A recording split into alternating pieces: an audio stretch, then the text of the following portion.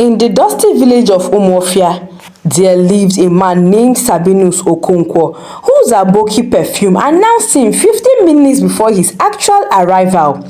Now, Sabinus was not a chief, not a titled man, not even a successful trader. He was a clerk at the local government secretariat in Enugu, where he earned a salary that could barely feed him for a month. Talk less of maintaining the lifestyle he claimed to live. But oh, how Sabinus wore his lights like expensive abada.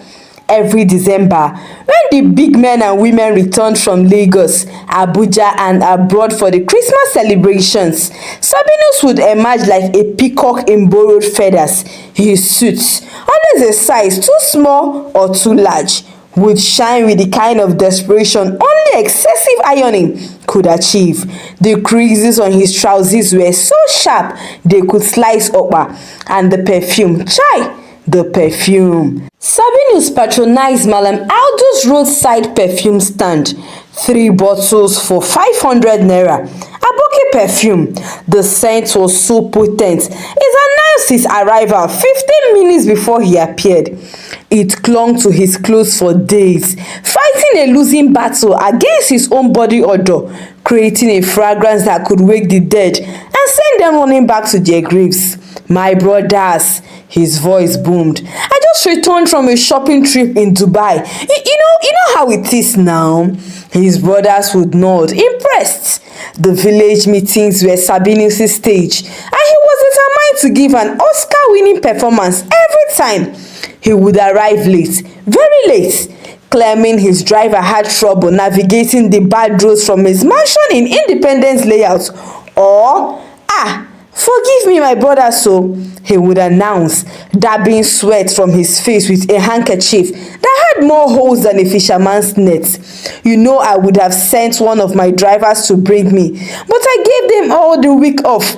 After all, it's Christmas season. The poor fellows need to visit their own families. You know how it is. The elders murmured appreciatively. Such generosity, such wealth. When it was time to share the goat's meat, the highlight of every village meeting, Sabinus' eyes would light up like NEPA, bringing power after 3 months of darkness. He surveyed the portions with the scrutiny of a jeweler examining diamonds. This meat is too small now, he protested. My brothers, you all know I contribute more than most now to these kind of gatherings. I think I deserve the lap, or at least the tie. And they would yield every single time, because surely a man who owned 50 plots of land in choice areas in Enugu, who ordered 3 SUVs and 2 Land Cruisers from China, who employed 5 drivers and 10 housemaids, deserved the largest meat. His younger brother Chukwudi watched with narrowed eyes as Sabinus wrapped the meat in a nylon bag with the reverence of a man handling gold. Chukwudi, who actually owned a thriving yam business and had legitimately built a 4-bedroom bungalow in the village, never bragged.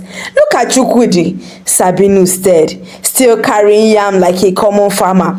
My brother, when will you leave this village life and join me in the city? I can help you, I have connections. My friend is the commissioner of agriculture now. Just last week, we were playing golf together. Chukwudi simply smiled, the kind of smile that held 1,000 words. Big brother, I'm content with my own yam business. After all, we must all eat, and yam is the king of crops. As the years rolled by, Sabinus' lies grew more elaborate, more frantic, more impossible to verify. His brothers scattered across the village and nearby towns would hear new tales every time they gathered. My brothers have just invested in cryptocurrency, he announced at one meeting, having just learned the word from a radio program. Bitcoin, Ethereum, and all these ones. By next year, I'll be a billionaire in dollars, not even naira, dollars. The men nodded, impressed, even though not understanding anything. And my wife, he continued, she's starting her own business, import and export. She'll be bringing in goods from China, Malaysia, even America. We are talking containers, my brothers, not just 1 or 2, containers, plural. His wife, Adaisy, who sold akara by the roadside in their actual neighborhood, not Independence layouts, but Ugwaji, one of the most remote areas in Enugu, heard this story secondhand and shook her head. What did you want me to say? Where would I get 50,000 naira from? Am I printing money in this house? You spent 45,000 naira on those useless clothes last month. Clothes you wore once to village to impress people that don't even care.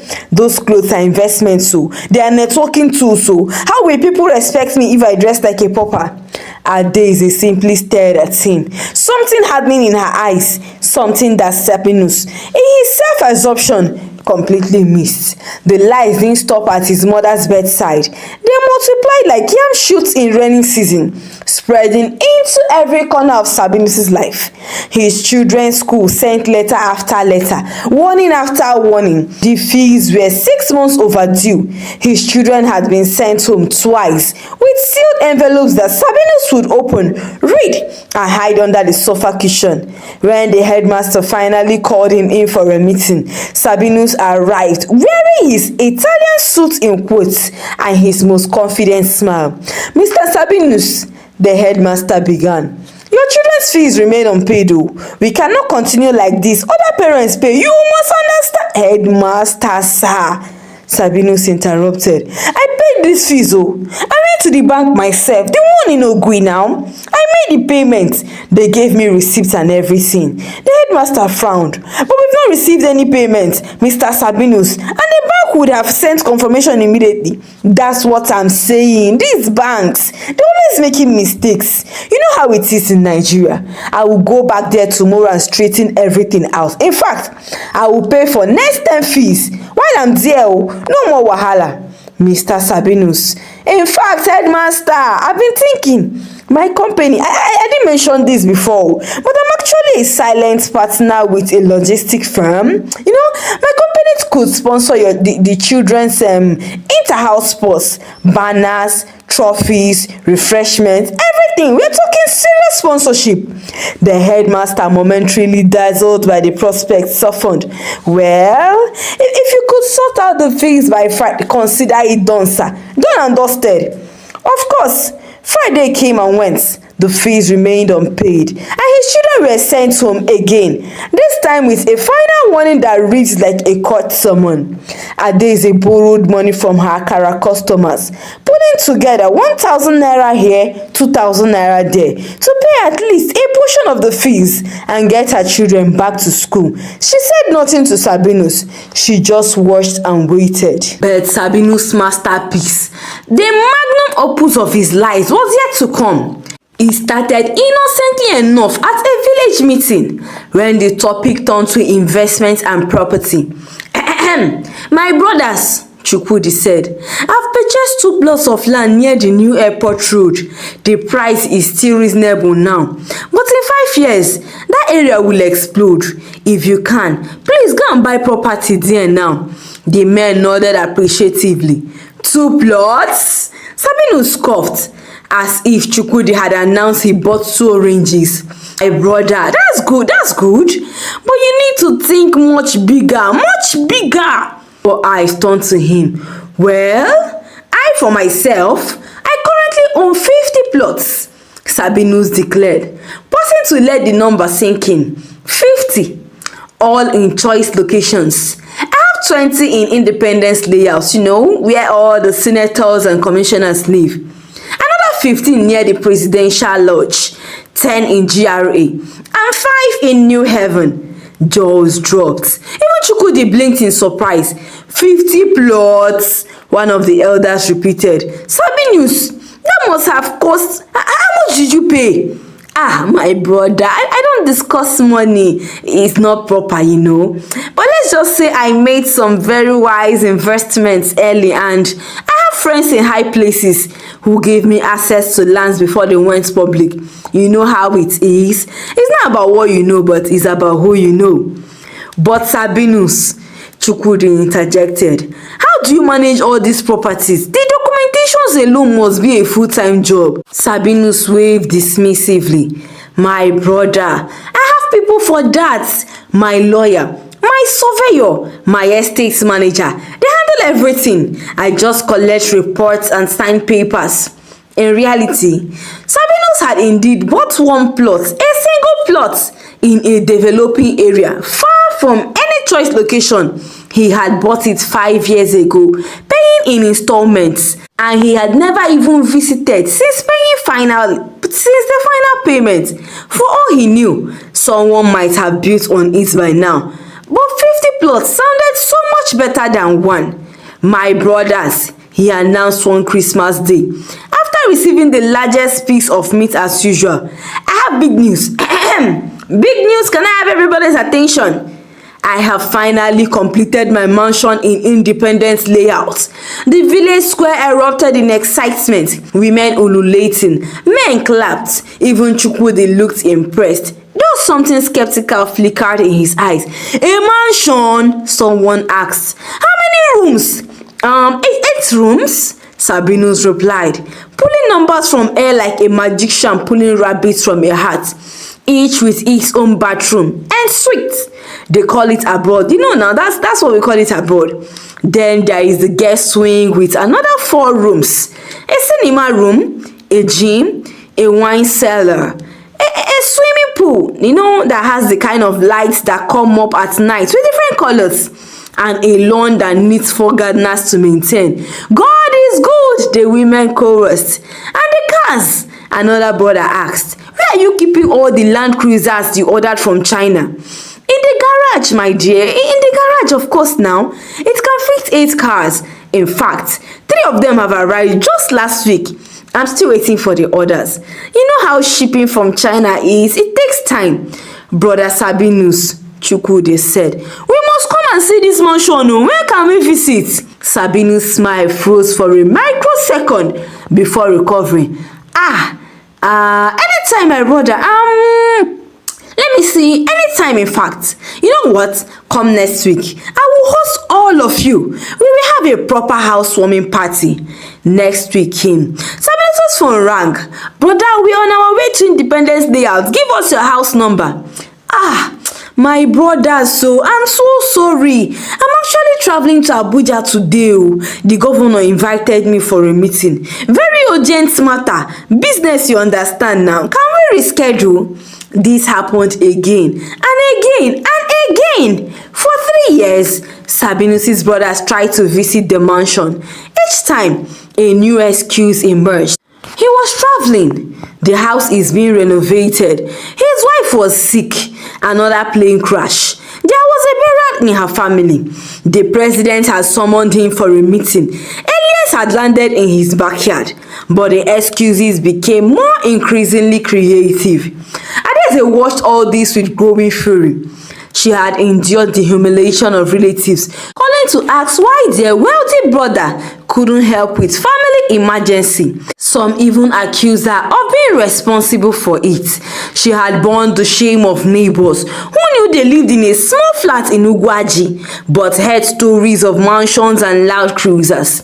She had swallowed her pride when her own family asked why she still sold akara by the roadside if her husband was so rich. Enough was enough. Adeze launched her plan with the precision of a military general. She contacted Chukwudi privately and told him everything: the real address in Ugwaji, the small flat, the borrowed clothes, the unpaid debts, everything. Bring everyone, she told him. Don't tell him you're coming, just show up. On the appointed day, a cool Sunday afternoon, Sabinus sat in his scanty sitting room, as he called it. There are days he preferred the term, our actual house that you're ashamed of. He was perched on a sofa that had seen better days, probably during the Biafran War, watching television. The television was a relic. It had a rabbit ear antenna that needed constant adjustment, and it showed exactly one channel, NTA. The images flickered and dropped like they were doing shocky dance. He was scratching his stomach contentedly, shouting at the TV whenever the news anchor said something he disagreed with, where he heard a knock on the door. When the door opened, his heart skipped. Before he could move, before he could run to the bedroom and dive through the window, before he could fake a heart attack or spontaneous combustion. His siblings were standing at his door. They walked in like Avengers assembling, Chukwudi leading the pack, followed by 5 other brothers, their wives, and several cousins. They stopped and stared, taking in the scene with widening eyes. The small sitting room with walls that had seen better days, the cracked floor tiles, the ceiling with brown water stain, the ancient television, the plastic flowers in a broken vase, the calendar from 2019 still hanging on the wall, the single sofa that had lost most of its foam, leaving sharp wooden edges exposed, the smell of yesterday's fish that no amount of aboki perfume could mask. Sabinu straightened up. Hey, my brothers, what a surprise. I didn't know you were coming. No, I would have. Where are the Land Cruisers, Sabinus? Chukwudi asked. The ones you ordered from China. They are the mechanic, all of them, same day. Bad luck. You know how it is now. And the mansion, another brother asked. Is this independent layout? Sabinus' mouth opened and closed like a fish gasping for air. Brother Sabinus, one of the wives said, looking around. Where are your 10 housemates, the 5 drivers, the gardeners? It's their day off. All of them, same day. I gave them their day off. I'm a generous employer now. And the swimming pool, a cousin asked, barely suppressing his laughter. The one that lights up at night with different colors. It's being renovated. And in the mansion you don't live in, Abi? Chukwudi pressed. That was when they started laughing. Not the polite, uncomfortable laughter that you use when someone makes a bad joke. This was deep, belly shaking, tears streaming down your face kind of laughter that comes when you've been holding it in for years.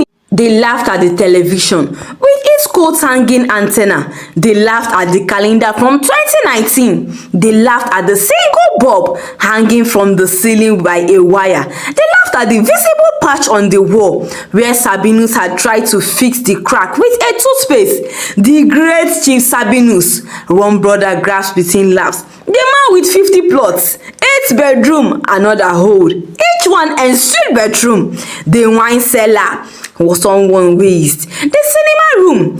Adaeze stood in the doorway, her phone held up high, recording everything. Sabinus saw her and his face crumpled. It collapsed with shame, pure, undiluted, soul-crushing shame. Adaeze, he whispered. Why? Because, she said, someone had to stop you before you lied yourself into an early grave, before your children learned that lying was a way of life, before your mother died, thinking her son was too busy with his plane-crashed surviving wife to help her. The laughter stopped. Everyone turned to look at her. Yes, she continued. He told his sick mother, your mother, that I was in a plane crash, so he wouldn't have to send money for hospital treatment. While I was perfectly healthy, selling akara to pay our children's school fees, because he spent the money on fake designer clothes to impress all of you. Sabinus, the eldest brother said, is it true? You lied to Mama? You lied about Ada? I'm sorry, he whispered. I'm sorry. I just wanted you all to respect me, to see me as so successful. I couldn't bear for you all to see me like this. He gestured to the room. Chukwudi stepped forward. Brother Sabinus, I would have respected you more if you had been honest, if you had lived within your means, raised your children well, took care of your wife and helped family when you could. That's success, not fake mansions and imaginary Land Cruisers. Look at me, Chukwudi continued. I farm yam, yes, yam. That thing you mock, but I feed my family. I built my own house brick by brick. I help Mama with her medicine. I pay my children's school fees on time, and I sleep well at night because I owe nobody lies. One by one, the brothers filed out, some shaking their heads, some still chuckling, some simply sad. The wives followed, but not before Adaeze shared the video with them all. For posterity's sake, she said with a small smile, and in case he forgets this lesson, the video spread through the family WhatsApp group like wildfire during Harmattan. Within hours, every cousin, every aunt, uncle and distant relative had seen it. The comments were ruthless. Now wow, Sabinus don collect im Oscar for best award, laughing emoji. Independent Slayer don move go Ugwaji, laughing emoji. Abeg, which mechanic hold all 8 Land Cruisers? That TV with antenna, I thought those things were extinct, laughing emoji. For 3 whole weeks, Sabinus didn't leave his house except to go to work. He couldn't face anyone. The shame sat on his chest like a bag of cement. At work, even his colleagues had seen the video.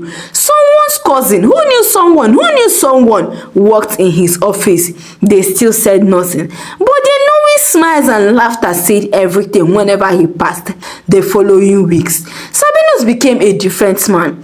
He sold the expensive clothes he had bought on credit, getting a fraction for what he paid, but at least clearing some debt. He stopped buying a bulky perfume and invested in simple soap and water. He started budgeting with Adeze's help, ensuring bills were paid in time. Morals of this story: you don't need to pretend to be wealthy or important to deserve respect. Authentic living, no matter how modest, is more honorable than false facade. No matter how impressive, eventually, every lie unravels, often at the most embarrassing and painful moments. Like, share and subscribe to this channel if you haven't done so by now. Share your thoughts with me on this story in the comment section. Till I bring you another interesting African story, God bless you.